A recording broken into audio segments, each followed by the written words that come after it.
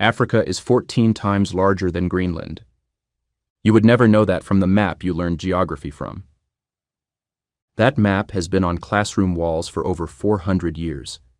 It still hangs in most of them today. And the man who made it never intended it to be there at all. Gerardus Mercator was born in 1512 in Flanders. By his 30s, he was the most respected cartographer in Europe. At age 32, he was imprisoned by the Inquisition on suspicion of heresy. He had committed none. He spent 7 months in a castle prison while the charges were investigated. Several of his fellow captives were burned at the stake. Mercator was released and went back to making maps. By 1569, he had one problem to solve. Sailors were dying. Not because of storms, but because their maps couldn't give them a straight line to follow. On a round planet, a compass bearing that looks straight on paper curves in reality. You'd follow your compass faithfully and arrive somewhere completely different. Whole crews were lost this way.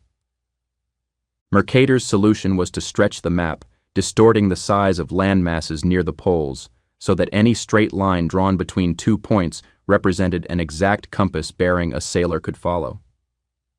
It worked perfectly. For sailors. The map worked so well for navigation, it became the most reproduced map in the world. And when schools started hanging world maps on their walls, they used the map everyone already had. It was cheap. It was familiar. It was there. Nobody asked whether a sailor's navigation tool was the right thing to teach children about the shape of the world. One cartographer put it plainly. Using the Mercator map to teach geography is like using a telephone to brush your teeth. It's the wrong tool for the job. But by the time anyone asked, the map was already everywhere. Classrooms, atlases, newspapers. And today, Google Maps uses a version of the Mercator projection. The sailor's map became the Internet's map. Here's what that actually cost.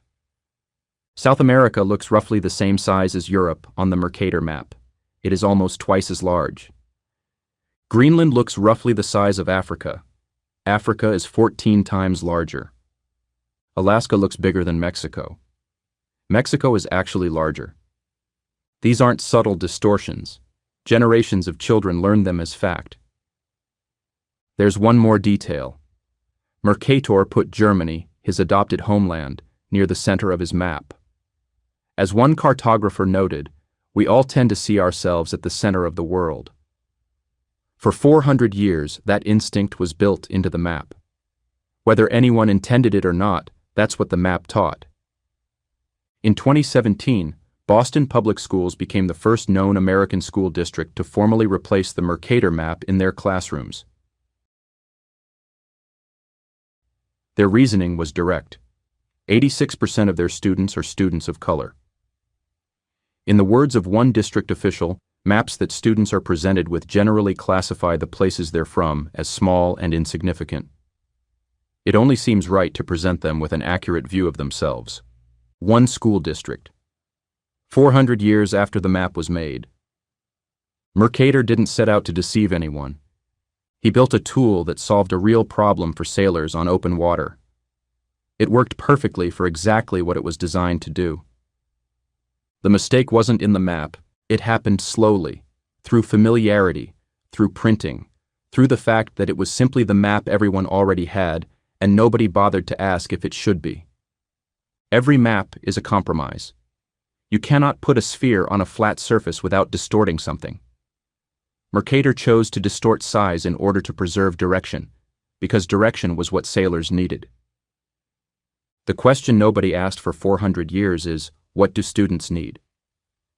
The map in your classroom wasn't wrong. It was just never meant to be there. Small facts, big stories. Subscribe for more.